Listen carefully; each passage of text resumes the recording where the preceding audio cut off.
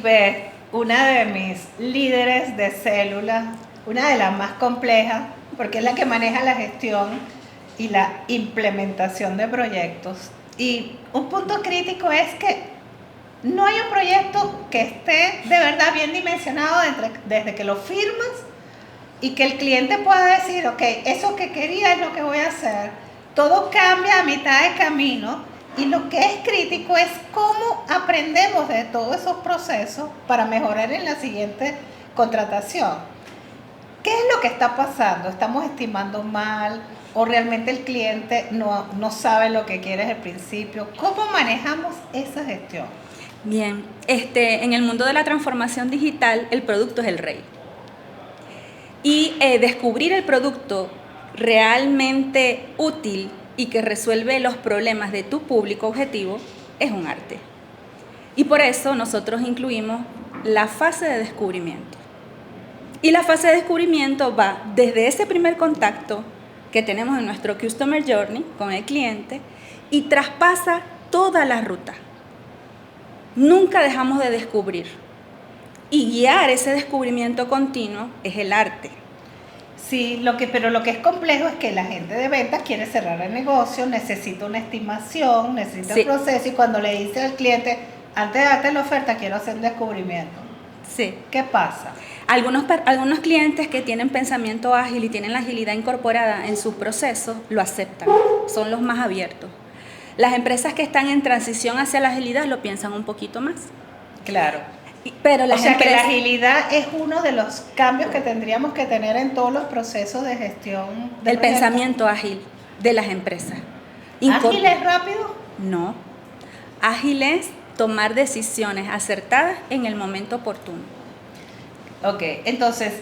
y adaptarme. Claro, pero el punto crítico en todo esto es que el aprendizaje que tenemos es que no podemos gestionar las ventas basadas en un número, ni basados en un cierre para el trimestre, para el mes y esto, hasta que tengamos claro lo que tenemos que hacer. Porque si no, en el camino aparece yo digo que son como groserías, cuando empieza uno a decirle al cliente, hay un cambio de alcance, sí, y aparece una música tenebrosa atrás. Sí.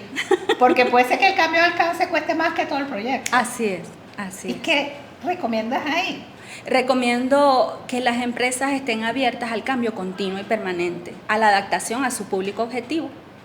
El mercado es acelerado y establecer un presupuesto cerrado te limita la innovación y te limita que tú le respondas y te flexibilices ante el cambio acelerado que está viviendo la humanidad. No, y a veces el cambio no lo haces tú, sino que en medio del proyecto llega una ley, un impuesto o algo que hace que tengas que cambiar todo. Además. O tu competencia de repente agarró y empezó un nuevo proceso y el cliente desvía el proyecto. Tal cual. Pero ahí también hay un problema que yo no sé si lo hemos aprendido y es que cuando escribimos la propuesta es tan amplio lo que decimos que vamos a hacer por un costo que el cliente dice, no, pero es que eso que dice ahí lo incluye. Exactamente. ¿Cómo le demuestras que no lo incluye si no lo pusiste amplio y no lo pusiste detallado? Con la especificación de los requisitos. Y todo va a depender del tipo de gestión que se implemente.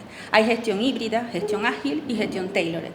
La gestión tailored es la que traen de por sí quizás algunos frameworks y nosotros nos adaptamos a las gestiones recomendadas por las casas de software. Ahora, la gestión híbrida es la que incorpora las mejores prácticas de la gestión tradicional y las mejores prácticas de la agilidad. La ágil es la que más te permite adaptarte a las fluctuaciones del mercado, porque te vas moviendo y los contratos son ágiles también. Claro, pero ahí es donde entonces al gestor de ventas, que tiene la cuota, que tiene que hacerlo antes del 31 del mes, que tiene que hacer, hay que explicarle que dentro de todo ese gran proceso hay un gran riesgo, porque el riesgo puede ser económico, sí, puede ser de reputación, puede ser de pelea con el cliente porque no terminamos a tiempo, porque terminamos con el doble de precio y todo lo demás. Y ahí pareciera que muchas veces estamos divorciados, las áreas de venta de las áreas de operación. Sí, es un proceso de evangelización, aunque la palabra se pueda contextualizar de maneras diferentes de acuerdo a la cultura y a la región latinoamericana. En realidad es eso, es un proceso de evangelización, de conversación continua, de estar estrechamente entrelazados durante todo el proceso de gestión. Mantener involucrados a los patrocinadores para que puedan conocer cómo va evolucionando su producto y puedan justificar ante las juntas directivas esos cambios que el mercado les está demandando.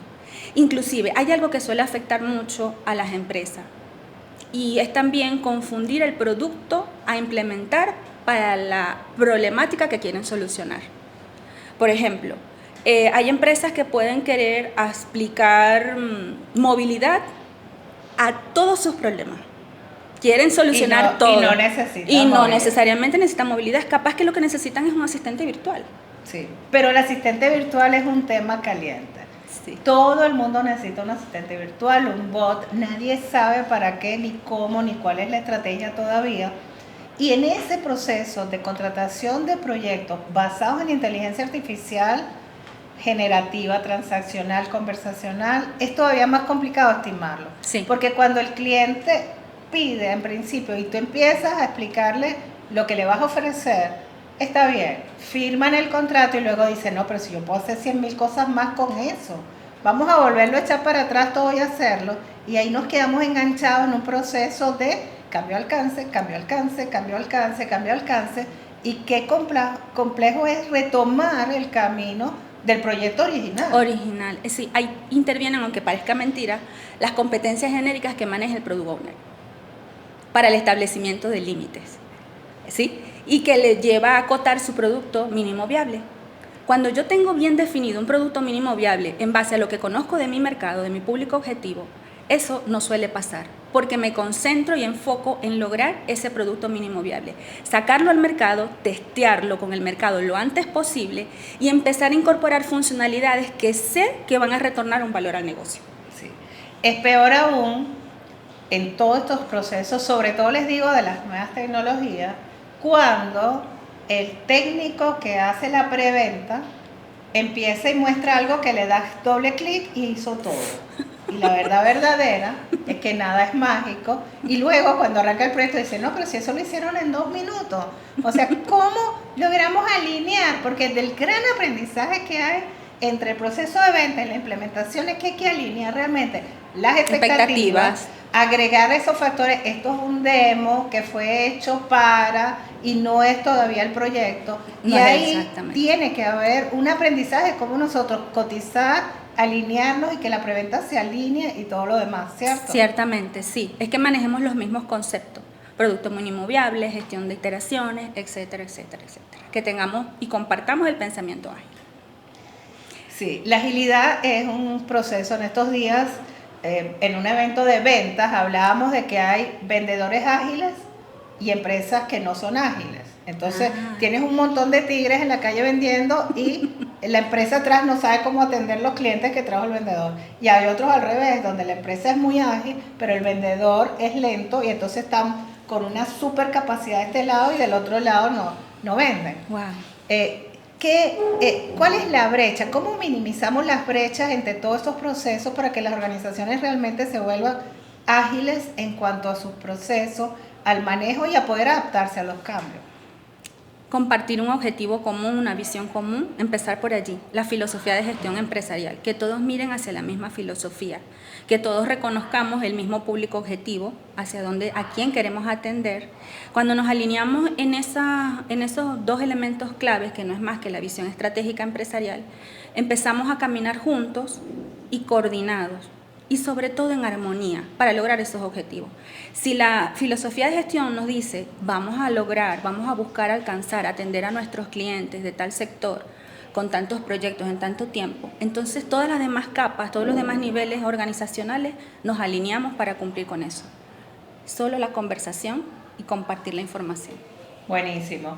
Bueno, entonces cerremos con este capítulo hablando de una gran reconciliación entre todas las áreas que están involucradas en un negocio de proyectos, en los cuales de alguna forma está la transformación digital, objetivos, métodos, demás, y como punto álgido el tema de la agilidad, que pudiera ser parte de lo que resuelva y una gran reconciliación entre todas las partes. Así que a trabajar por mejorar las ofertas, la ejecución y por supuesto que el negocio sea rentable.